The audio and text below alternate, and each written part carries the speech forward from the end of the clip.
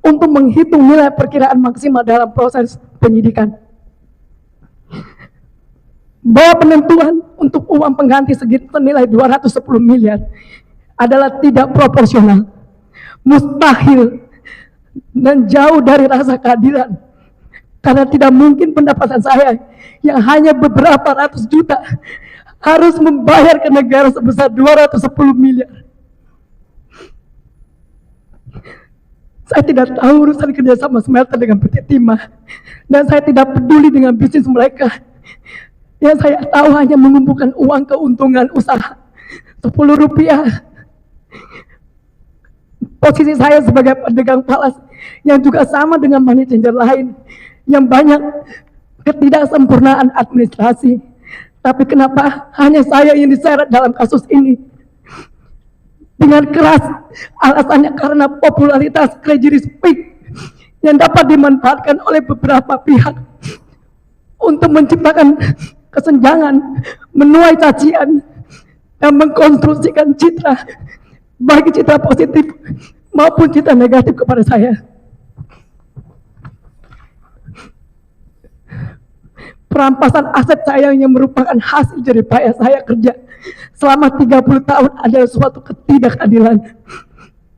Pada saat pemeriksaan ahli keuangan negara, dinyatakan bahwa perampasan harta saya tidak bisa untuk membiayai pemulihan lingkungan di Bangka Belitung karena alokasi biaya pemulihan lingkungan bukan merupakan kewenangan aparat penegak hukum.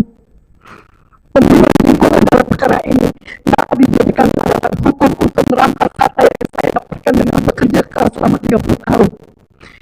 Padahal ahli keuangan negara sudah jelas mengatakan tidak bisa untuk pemulihan lingkungan jika berasal dari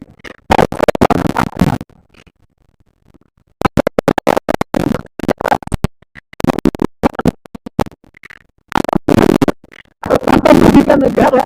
Lalu sekarang saya diminta untuk menggantikan kerugian negara. Ini kerugian negara yang mana? Uang mana milik negara atau milik rakyat yang saya curi atau yang saya ambil atau yang sudah saya hilangkan? Kerusakan lingkungan dalam persidangan sudah dinyatakan dengan tegas bukan termasuk kategori korupsi. Tidak ada niat saya membantu para terdakwa. Semua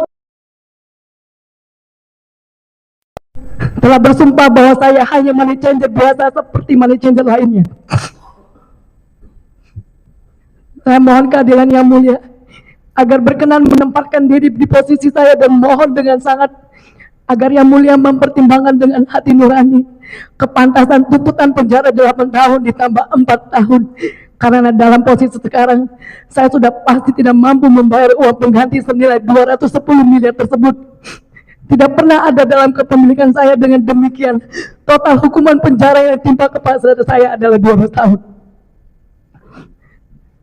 Beberapa keterangan saya yang kemudian diputar balikan, bahkan juga ada yang diubah konteksnya.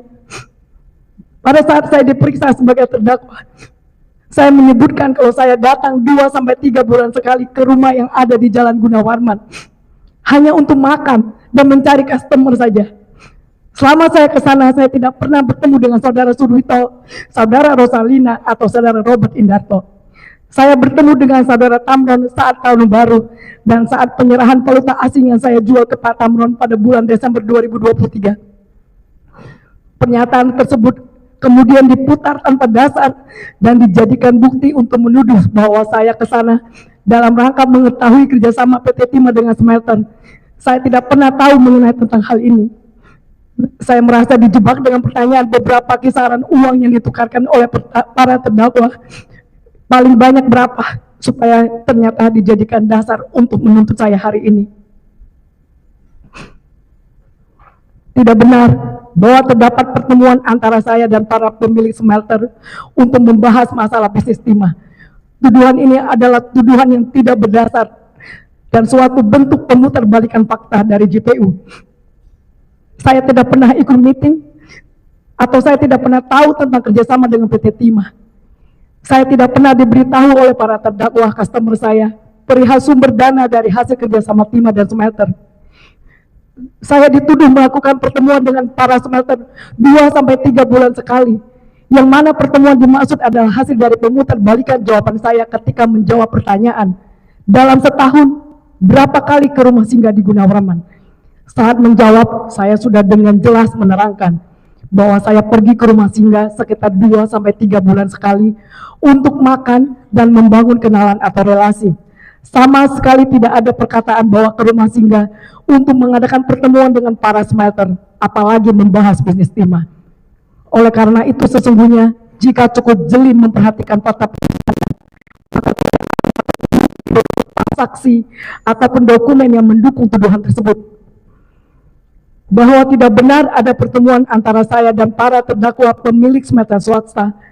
Keterangan saya ini didukung oleh kesaksian para terdakwa lain seperti saudara Robert Indarto, saudara Rosalina, dan saudara Suhito Gunawan, yaitu mereka semua hanya tahu nama saya.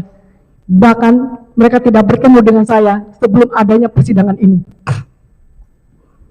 Fakta persidangan ini membuktikan bahwa tuduhan pertemuan dengan para smelter membahas bisnis timah adalah tuduhan yang tidak berdasar sehingga sudah patutnya diabaikan oleh Yang Mulia Majelis Hakim. Tidak ada niat untuk menghancurkan bukti transaksi, karena sesungguhnya setiap transaksi dapat dengan jelas dilihat datanya di dalam rekening koran PT QSE.